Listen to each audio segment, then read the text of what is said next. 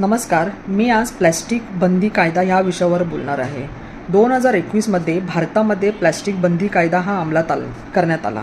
त्याचबरोबर महाराष्ट्रामध्ये 2022मध्ये प्लॅस्टिकच्या पिशव्यांवर 120 मायक्रॉनच्या वजनापेक्षा कमी असलेल्या प्लॅस्टिकच्या पिशव्यांवर कडक कारवाई करून बंदी घालण्यात आली आणि त्याच्यामध्ये 5,000 रुपये दंड आकारण्यात आला.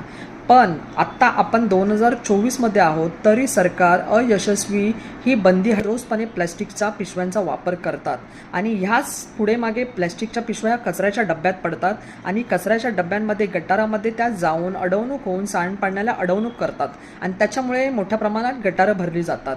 या पावसाळ्यामध्ये सगळ्यात जास्त सफरिंग या प्लॅस्टिकच्या पिशव्यांचं होते.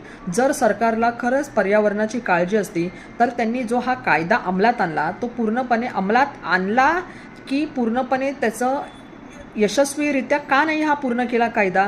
माझा हा सगळ्यात मोठा प्रश्न आहे सरकारने याचं उत्तर द्यावं. कारण सगळ्यात दुसरी मोठी गोष्ट म्हणजे ह्या प्लॅस्टिकच्या पिशव्या आपली रस्त्यावरची जनावरं आहेत, मग त्या गाई म्हशी कुत्रे असू दे हे खातात. जर खरंच तुम्हाला प्राणीमात्रावर दया असेल किंवा खरंच तुम्हाला त्यांची काळजी असेल तर तुम्ही खरंच ह्या प्लॅस्टिकच्या पिशव्यांवर बंदी आणून लोकांवर कडक कारवाई करा. हीच माझी सरकारकडे अपेक्षा आहे. आणि दुसरी गोष्ट म्हणजे BMC अधिकाऱ्यांनी रोज येऊन किंवा आठवड्यातून एकदा तरी येऊन रस्त्यावर तुम्ही लोकांच्या एरियामध्ये येऊन राऊंड मारा आणि बघा की आज किती प्लॅस्टिकच्या पिशवीत त्या कचऱ्याच्या डब्यामध्ये पडलेल्या आहेत.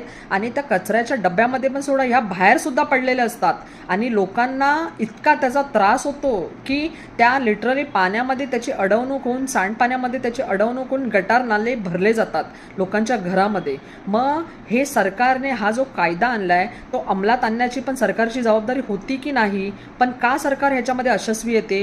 का BMC अधिकारी फिरत नाही आहेत रोज एरियामध्ये येऊन? BMC अधिकाऱ्याने ह्याची पडताळणी करायला हवे. तुम्ही लोकांमध्ये फाईन मारा. आज दुकानदारामध्ये का या प्लॅस्टिकच्या पिशव्या भेटल्या जातात? छोटे मोठे दुकानदारांना तुम्ही का फाईन मारत नाही? का प्लॅस्टिकचा वापर अजून केला जातो? ह्याचं उत्तर खरंच सरकारने आम्हाला द्यावं. जय हिंद, जय महाराष्ट्र.